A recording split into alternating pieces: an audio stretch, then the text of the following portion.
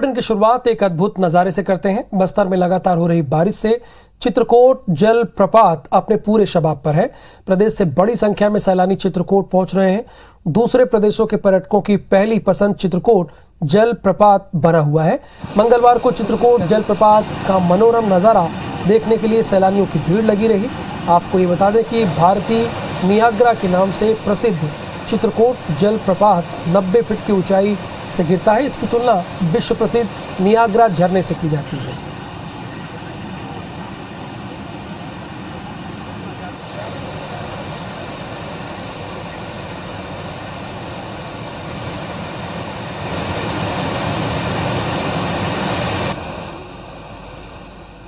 बहुत बढ़िया, बहुत प्रकृति में आने से इतना मतलब बहुत आनंद आने से मतलब दिल इतना खुश हो जाता है। बहुत अच्छा लगा यहाँ पे। बेस्ट एक्सपीरियंस ये था कि जितना अच्छा वाटरफॉल है उतनी अच्छी सफाई है।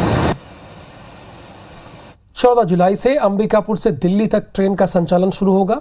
ट्रेन 14 जुलाई को सुबह 9:30 बजे अंबिकापुर से रवाना होगी। ट्रेन का पहला स्टॉपेज मध्य प्रदेश के बिजुरी स्टेशन पर रहेगा। इसके बाद अनूपपुर, शहडोल, कटनी, सागर होते हुए झांसी में प्रवेश करेगी। ट्रेन दिल्ली के निजामुद्दीन स्टेशन 15 जुलाई सुबह 4:35 बजे पहुंचेगी। गुरुवार को रेल मंत्री अश्विनी वैष्णव वर्चुअल तरीके से इस कार्यक्रम में शामिल होंगे।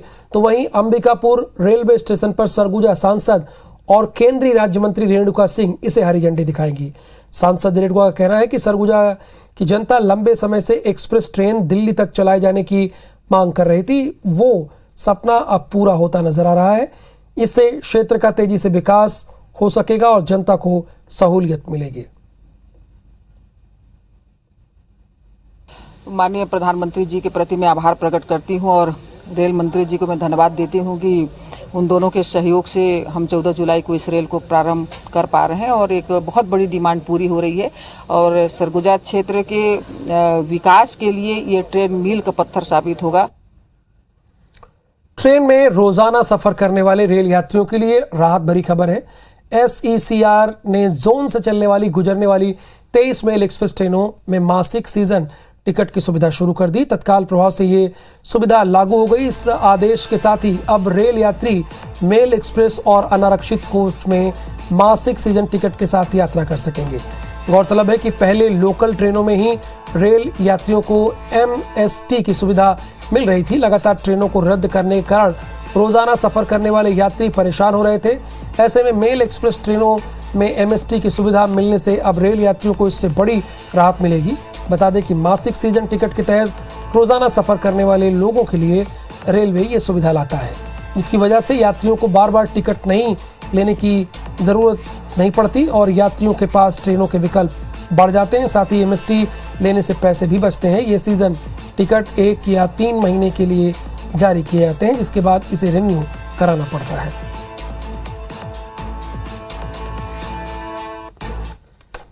JEE मेन के सेशन 1 का रिजल्ट घोषित हो चुका है, जिसमें सम्यक जैन को MP में पहला स्थान मिला है। सम्यक जैन को 99.99 परसेंटाइल मिले हैं। सम्यक के पास फोन भी नहीं है और ना ही सोशल मीडिया में उनकी कोई आईडी है। उनसे बात की है हमारी संवाददाता शालिनी हार्डिया ने। JEE मेंस के रिजल्ट आ गए हैं। फर्स्ट सेशन अभी कंप्लीट हुआ है और उसमें मध्य प्रदेश में टॉप किया है इंदौर के छात्र ने और बेहद ज़्यादा उत्साह है। हालांकि कंपटीशन टफ है क्योंकि अभी सेकेंड राउंड जो है एकेडमिक्स वो क्वालिफाई करना है। इस समय मेरे साथ संवत जैन है। बहुत बहुत बधाई हो। 99.99 it's not a easy task. कितनी मेहनत रही है इसके बीच? मेहनत तो लगी है, मतलब बिना मेहनत के तो नहीं होता है और मतलब कंटिन्यूसली 2 साल मेहनत लगती है। कैसे किया? हमने देखा ये फेज था, कोविड का पीरियड भी रहा और बहुत सारी रिस्ट्रिक्शंस थी इस दौरान। एक डर था, मेंटली डिस्टर्ब भी हुए लोग, फैमिली डिस्टर्बेंस भी आए। कितना ज़्यादा चैलेंजिंग रहा? एलन ने सपोर्ट किया पूरा और 2 साल मतलब लगभग पूरे 2 साल ही ऑनलाइन क्लास रही, तो घर पे ही सेल्फ स्टडी और क्लासेस अटेंड की, तो कुछ मतलब ज़्यादा परेशानी नहीं हुई। बड़ा भाई भी IITian है तो उन्होंने भी गाइड किया कि कैसे कैसे करना है, तो उससे हो गया। हमने ये देखा कि सोशल मीडिया आज के टाइम में बहुत बड़ा डिस्ट्रैक्शन है। इसकी वजह है कि ज़्यादा एडॉप्शन हो जाता है, फ्रेंड्स लोग होते हैं। सो इन सब चीज़ों को कैसे आपने मैनेज किया? मतलब सेपरेट फ़ोन नहीं है मेरा, मतलब मम्मी के फ़ोन से ही मतलब जो भी एलन देता था, शीट वगैरह जो भी है मटेरियल है, वो मम्मी के फ़ोन पे ही ले लेता था। और मेरा कोई ऐसा फ़ोन नहीं है, तो मतलब डिस्ट्रैक्शन तो नहीं अच्छा, है। तो कैसे मोटिवेट करेंगे? क्योंकि बहुत सारे छात्र हैं जो इस तरह से एक बड़ा अचीवमेंट करना चाहते हैं, उनको कैसे मोटिवेट करने वाले हैं? मतलब वही है, जैसे मेहनत ही करनी है, पढ़ाई करनी है तो हो जाएगा बस अपने आप, बस और कुछ तो नहीं। फ्यूचर प्लानिंग क्या है? और अभी सेकंड सेशन भी है, थोड़ा टफ है, टाइम भी कम है, कैसे मैनेज कर रहे हैं? मतलब अभी तो जेई एडवांस पे फोकस है, तो उसके बाद आईआईटी मतलब ड्रीम कॉलेज है, उसके बाद जो अपॉर्चुनिटीज़ आएगी वो उसको देखेंगे आगे। तो बेहद ज़्यादा उत्साह है मध्य प्रदेश में। इंदौर में अधिकांश बच्चे जो हैं उन्होंने 90+ का जो स्कोर है वो अचीव किया है, और इससे अभी हालांकि इसका सेकंड सेशन बाकी है, लेकिन जिस तरह से मोटिवेट कर रहे हैं हज़ारों लाखों बच्चों को, वो वाकई काबिल तारीफ़ है। कैमरा संतोष चटवान के साथ शालिनी हाडिया, IBC 24 इंदौर। भाटापारा नगर पालिका अध्यक्ष सुनीता गुप्ता के खिलाफ अविश्वास प्रस्ताव लाने पर बीजेपी पार्षदों ने जिलाधीश को आवेदन दिया है। नगर पालिका बीजेपी विधायक प्रतिनिधि ने कहा है कि अध्यक्ष के कार्यकाल में एक भी जनहित के काम नहीं हुए। नगर पालिका में 24% कमीशन पर काम होता है। बीजेपी ने यह भी दावा किया है कि कांग्रेस पार्षद भी हमारे संपर्क में है। वहीं कांग्रेस ने अध्यक्ष के पक्ष में सभी कांग्रेसी पार्षदों के समर्थन की बात कही है और भ्रष्टाचार के आरोपों पर खारिज कर दिया है। बता दें कि कुल 31 पार्षदों में 14 बीजेपी और 13 कांग्रेस के हैं, 3 निर्दलीय पार्षद हैं।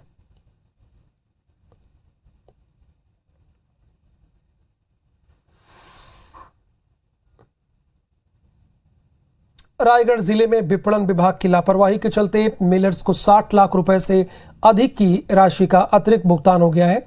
जब लेखा पंजी का मिलान किया गया तो गड़बड़ी सामने आई, जिसके बाद मार्कफेड ने विपणन विभाग के डीएमओ को नोटिस जारी कर जवाब मांगा है।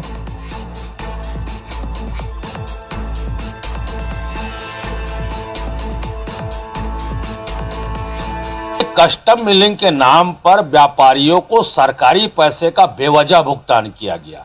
ये पूरी तरह से मिलीभगत का खेल है। ऑनलाइन मॉड्यूल में मतलब एक कॉलम है जिसके कारण थोड़ा सा मिस्टेक हुआ। डबल का जैसे ही पता चला, हम लोग मिलरों को आदेश जारी किए कि इसका जो भुगतान हमको वापस तत्काल करें। 10 मिलर में से 8 मिलर का भुगतान वापस हो चुका, 2 मिलर भी 1-2 दिन में वापस कर दे।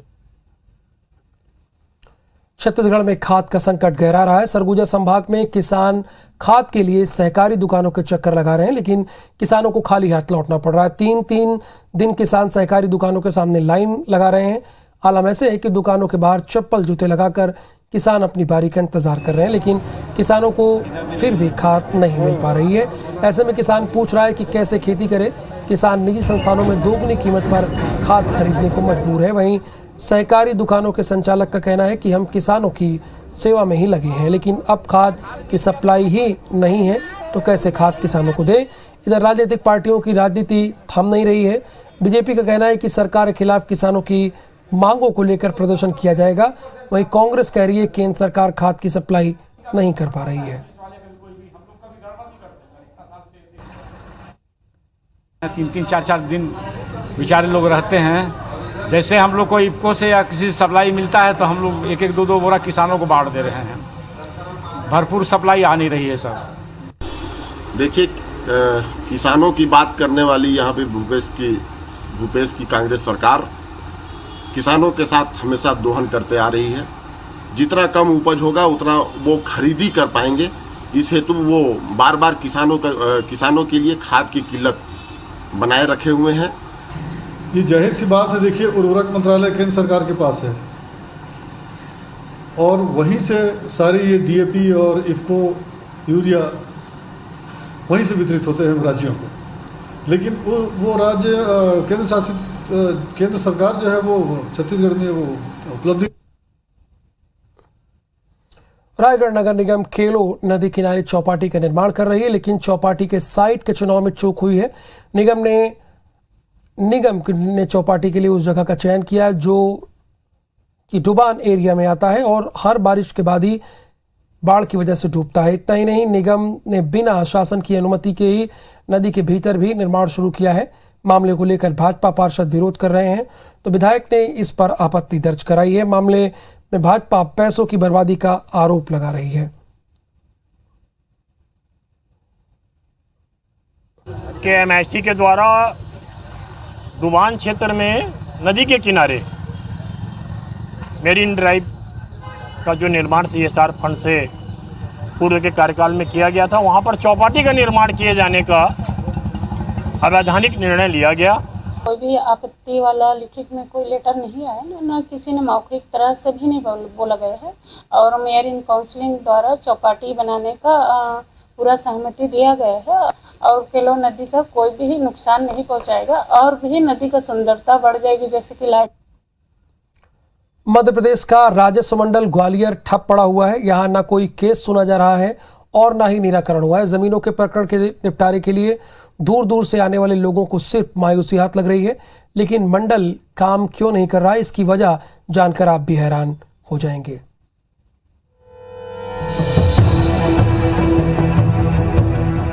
राजस्व मंडल जमीन बंटवारे नामांतरण की द्वितीय अपील सुनता है, लेकिन 6 महीने से मंडल में सुनवाई नहीं हो रही है। पीड़ितों को न्याय के लिए कोर्ट की शरण लेनी पड़ रही है। एडवोकेट परेशान हैं और इस मामले को लेकर हाई कोर्ट जा रहे हैं। तो मुझे यही समझ में नहीं आता, कब तारीख पे बता देते हैं, आज तारीख है, तारीख पे आते हैं, हमें अंदर कुछ नहीं समझ में आ रहा और हमको जानते नहीं है तो हमको ऐसे ही गुमराह किया जा रहा है। आज जो रेवेन्यू के मैटर हैं सारे पेंडिंग पड़े हुए हैं, कोई सुनवाई नहीं हुई। आम जनता बहुत परेशान है। मैं निश्चित ही 15 दिन के अंदर जनहित याचिका पेश करूंगा और जो राजस्व मंडल के जो भी नियुक्त करता अधिकारी है उनसे मैं ये कहूँगा हाई कोर्ट से कि इनसे सारा वेतन वसूल किया जाए, जब्त किया जाए और इनके खिलाफ फौजदारी प्रकरण दर्ज किया जाए। राजस्व मंडल के काम ना करने का कारण कोरम पूरा ना होना है, यानी कोरम में सिर्फ एक सदस्य की कमी की वजह से पूरा मंडल काम नहीं कर रहा, जबकि मंडल में अध्यक्ष और एक प्रशासनिक सदस्य है। इस मामले में बोर्ड के अध्यक्ष कुछ बोलने को तैयार नहीं है। दूसरी ओर सांसद विवेक शेजवलकर ने इस मामले को लेकर CM शिवराज सिंह चौहान को चिट्ठी लिखी है। कुछ दिन पहले माननीय मुख्यमंत्री को लिखा भी था कि वो सब लोग यहीं पर उनके ऑफिसर्स बने पर अधिकारी सब भोपाल रहते हैं। तो मैं उनको रिमाइंड दोबारा कर रहा हूँ और जो राजस्व मंडल की जो बात आपने मुझे बताई है वो भी मैं शासन के नॉलेज में ला रहा हूँ। अध्यक्ष समेत 3 सदस्यों के कोरम में जब तीसरे सदस्य की कमी पूरी होगी तभी कोई कामकाज आगे बढ़ेगा। ये अजब गजब हाल है राजस्व मंडल का। अब देखना होगा कि सरकार इस मामले में कब और क्या एक्शन लेती है। नासिर गौरी, IBC 24, ग्वालियर। मुरैना में 2 साल के बच्चे के शव को अस्पताल से वाहन नहीं मिलने के कारण उसके मजबूर पिता को अपने 8 साल के बेटे के पास शव रखकर वाहन की तलाश के लिए निकलना पड़ा, जिसके बाद मामले में स्वास्थ्य विभाग के अधिकारियों ने 4 लोगों को नोटिस जारी कर जवाब मांगा। मामले के तूल पकड़ने के बाद प्रशासन हरकत में तो आया, लेकिन बड़ा सवाल ये है कि आखिर ये नौबत आती क्यों है और आखिर ये सूरत कब बदलेगी।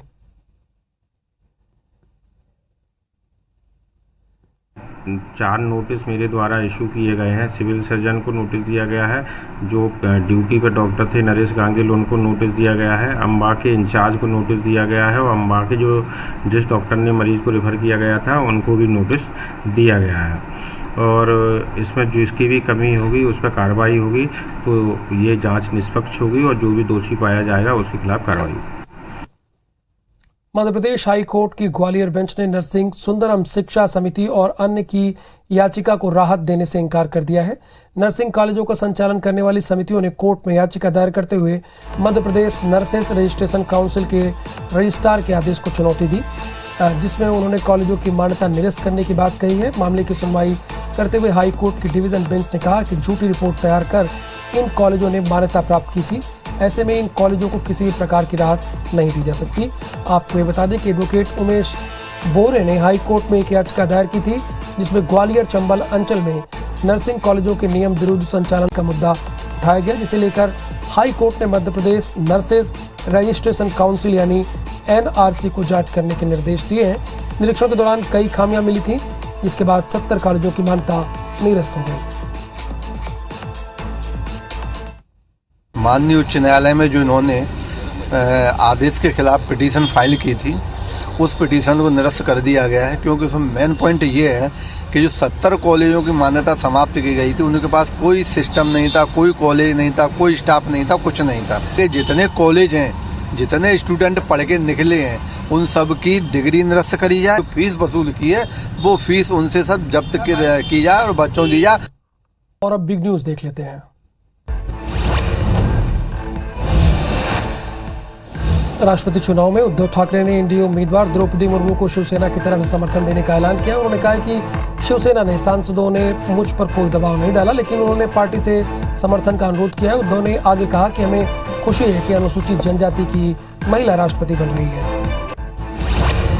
सरकार की तरफ से संसदीय कार्य मंत्री प्रहलाद जोशी ने संसद के मानसून सत्र के शुरू होने से एक दिन पहले रविवार 17 जुलाई को सभी दलों की बैठक बुलाई। इस बैठक के लिए संसद के दोनों सदनों में राजनीतिक दलों के सदन के नेताओं को आमंत्रित किया गया। देश के 25 राज्यों में लगातार बारिश हो रही है। गुजरात सबसे ज्यादा प्रभावित है। यहाँ बारिश और बाढ़ से 24 घंटे में 7 लोगों की मौत हो गई, जबकि पिछले 2 दिन में 65 जान गंवा चुके हैं। अहमदाबाद में रविवार रात 219 मिलीमीटर बारिश हुई। वहीं सूरत समेत 6 जिलों में रेड अलर्ट जारी किया गया। दिल्ली में 94 साल की भगवानी देवी डागर ने भारत के लिए वर्ल्ड मास्टर्स एथलेटिक्स चैंपियनशिप दौड़ में स्वर्ण पदक और शॉट पुट में कांस्य पदक जीता है। इस जीत के बाद उन्होंने कहा कि उन्हें बहुत अच्छा लग रहा है कि दूसरे देश से पदक जीत कर लाई हूँ, अपने देश का नाम और रोशन करूंगी।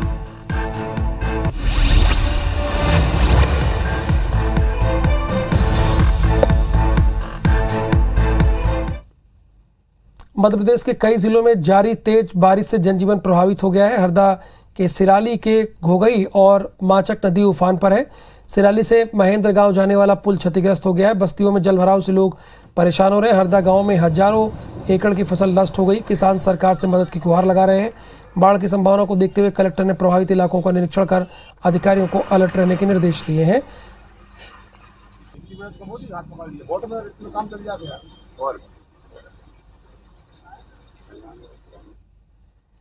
राजधानी भोपाल में बाढ़ और अतिवृष्टि से निपटने के लिए होमगार्ड और state disaster emergency response force यानी SDERF ने मिलकर स्टेट कमांड सेंटर बनाया। टोल फ्री नंबर के जरिए आने वाली सूचनाओं को कमांड सेंटर से संबंधित जिले के कलेक्टर, SP और आपदा जुड़े तमाम प्रशासनिक अधिकारियों और SDERF की टीमों के सदस्यों को मोबाइल पर भेजा जाता है।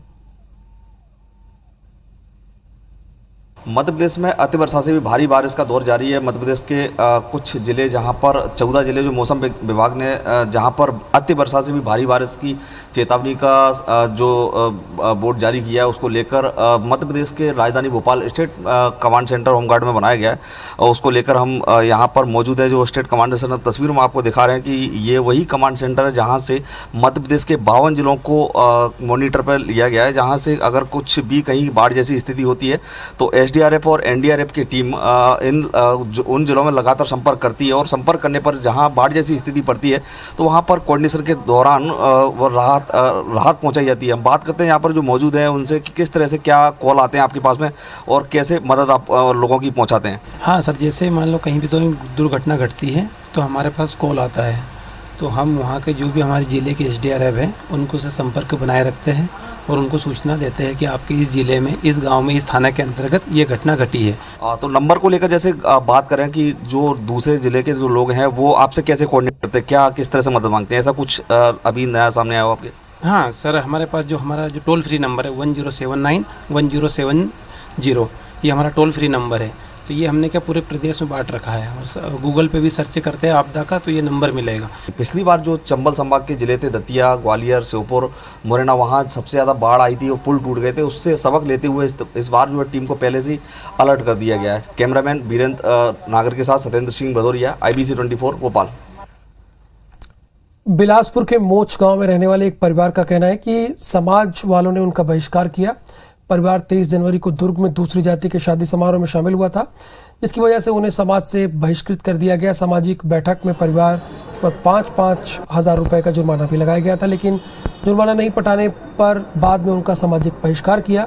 रामप्रसाद सिंगरौल ने तखतपुर पुलिस पर आरोप लगाते हुए कहा कि पुलिस कोई भी कार्रवाई नहीं कर रही है।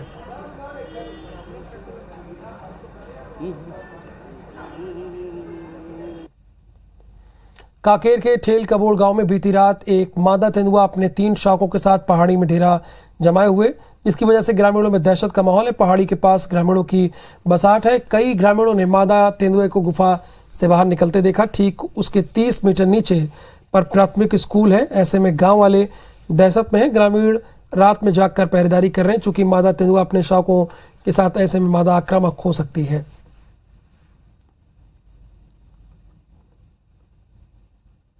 मादा तेंदुआ और उसके 3 शावक देखे गए हैं। इसमें मैं आपके माध्यम से सभी ग्रामीणों से अपील करना चाहूँगा कि एकदम इस समय जो है उसके आसपास ना जाए, क्योंकि शावक जब रहता है तो थोड़ा सा वो थोड़ा आक्रामक हो सकती है। इसलिए हमारी टीम पूरी तैनात है और हम ये प्रयास कर रहे हैं कि वो जो निकटतम वन क्षेत्र है तो उसमें उसका आज ऑब्जर्वेशन में रख के उसको हम उस तरीके से हम पुश कर पाएँ।